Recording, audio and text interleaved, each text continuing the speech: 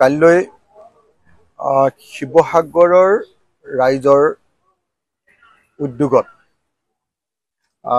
আমি আমাৰ আটাইতকৈ মৰমৰ শিল্পী জুবিন গাৰ্গ ডাঙৰীয়াৰ শ্ৰদ্ধাঞ্জলি অনুষ্ঠান পাতিবলৈ সিদ্ধান্ত লৈছোঁ। মই এই সমিতিখনৰ সভাপতি হোৱা সূত্ৰে লগত আমাৰ কাৰ্যকৰী সভাপতি সাধাৰণ সম্পাদক আটাইবিলাক ইয়াত উপস্থিত আছে। সেই সমিতিখনৰ কাইলৈ জুবিন গাৰ্গক আমাৰ হাৰ্টথ্ৰব, আমাৰ হৃদয়ৰ স্পন্দন, অসমীয়া জাতিৰ হৃদয়ৰ স্পন্দন স্বৰূপ জুবিন গাৰ্গৰ শ্ৰদ্ধাঞ্জলি অনুষ্ঠান গোটেই শিৱসাগৰৰ ৰাইজে কালি সমূহীয়াভাৱে আমি অনুষ্ঠিত কৰিম। সেই অনুষ্ঠানলৈ আমি কাইলৈ নিমন্ত্ৰণ কৰিছোঁ গোটেই কাৰ্যসূচীটো উদ্বোধন কৰিবৰ কাৰণে উপাচাৰ্য, আমাৰ শিৱসাগৰ ইউনিভাৰ্চিটিৰ উপাচাৰ্য মহাদেৱ পাটগিৰি ছাৰক। মহাদেৱ পাটগিৰি ছাৰে কাইলৈ অনুষ্ঠানটোৰ উদ্বোধন কৰিব আৰু সেই গোটেই অনুষ্ঠানটোৰ আটাইতকৈ গুৰুত্বপূৰ্ণ মুখ্য অতিথি ৰূপে আমি নিমন্ত্ৰণ জনাইছোঁ। তেখেতসকলৰ স্বাস্থ্য অৱশ্যে খুব বেয়া, ইমৰান শ্বাহ ছাৰ আৰু ভোগেশ্বৰ বৰুৱা ছাৰ। তেখেতসকল কাইলৈ আহি আমাৰ মাজত উপস্থিত থাকিব। আমি নাহেন্দ্ৰ পাদুন ছাৰকো নিমন্ত্ৰণ জনাইছোঁ, তেখেতৰো খুব স্বাস্থ্য বেয়া।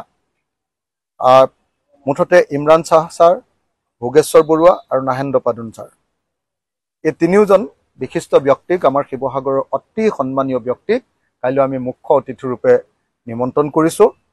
আৰু উপাচাৰ্য মহাদেৱ পাটগিৰি ডাঙৰীয়াই আমাৰ গোটেই অনুষ্ঠানটো উদ্বোধন কৰিব। আৰু কাইলৈ অনুষ্ঠানত আমাৰ 11 বজাৰ পৰা দিনৰ ৰাতিপুৱা 9:30 বজাত আমাৰ আছে বন্তি প্ৰজ্বলন, শ্ৰদ্ধাঞ্জলি অনুষ্ঠান আৰু বৃক্ষৰোপণ। এইখিনি আছে প্ৰথমতে 9:30 বজাৰ পৰা। 10 বজাত আছে আমাৰ সৰ্বদলীয় আৰু বিভিন্ন জনগোষ্ঠীয় প্ৰাৰ্থনা সভা। আৰু 11 বজাৰ পৰাই আমাৰ মূল অনুষ্ঠানবিলাক আৰম্ভ হ'ব।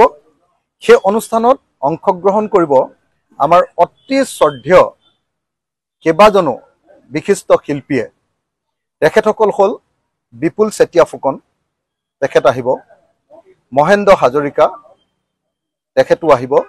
লোহিত গগৈ, তেখেতো আহিব। বিপিন চাওদাং, তেখেতো আহিব। নীল আকাশ, তেখেতো আহিব। কুসুম কৈলাশ, তেখেতো আহিব। মাধৱ ৰঞ্জন, মীৰদীপ গগৈ, গৌৰীশংকৰ দাস, অনুষ্কা তৰংগিনী, হৰ্ষিত নাথ, আজিমুদ্দিন আহমেদ জিকিৰ সম্ৰাট আৰু অঞ্জন শইকীয়াকে ধৰি আমাৰ উজনি অসমৰ প্ৰায় আটাইবিলাক শিল্পীক আমি কাইলৈ নিমন্ত্ৰণ জনাইছোঁ। আমি খগেন গগৈ ককাইদেউকো পাব খুজি আছোঁ, কিন্তু খগেন গগৈ ককাইদেউ জুবিন গাৰ্গৰ এইকেইদিন গুৱাহাটীত যিবিলাক অনুষ্ঠান চলি আছে সেই অনুষ্ঠানত অংশগ্ৰহণ কৰি আছে। আৰু অহা 19 তাৰিখে তেখেতে গুৱাহাটীত এমাহ যিহেতু পূৰ্ণ হ'ব, সেই এমাহ পূৰ্ণ হোৱা অনুষ্ঠানত উপস্থিত থাকিব। গতিকে তেখেতে হয়তো আমাৰ শিৱসাগৰৰ অনুষ্ঠানত উপস্থিত থাকিব নোৱাৰিব, কিন্তু বাকীসকল যিসকল থাকিব, মই আকৌ এবাৰ ৰিপিট কৰি দিছোঁ, আমাৰ শিল্পী যিসকলে কাইলৈ 11 বজাৰ পৰা গীত পৰিৱেশন কৰিব। সেইসকল হ'ল বিপুল চেতিয়া ফুকন, লোহিত গগৈ, মহেন্দ্ৰ হাজৰিকা, বিপিন চাওদাং, নীল আকাশ, কুসুম কৈলাশ, মাধৱ ৰঞ্জন, মীৰদীপ গগৈ, গৌৰীশংকৰ দাস, অনুষ্কা তৰংগিনী, হৰ্ষিত নাথ, আজিমুদ্দিন আহমেদ জিকিৰ, অঞ্জন শইকীয়া। এই আটাইবিলাকে কাইলৈ এই অনুষ্ঠানত অংশগ্ৰহণ কৰিব, জুবিন দাৰ প্ৰতি শ্ৰদ্ধা জনাব।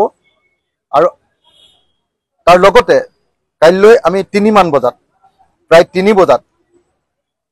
গোটেই শিৱসাগৰৰ যুৱক যুৱতীসকলক লৈ জুবিন দাৰ মায়াবিনী নামৰ গীতটো সমস্বৰে 5000 মান ছাত্ৰ ছাত্ৰী, যুৱক যুৱতী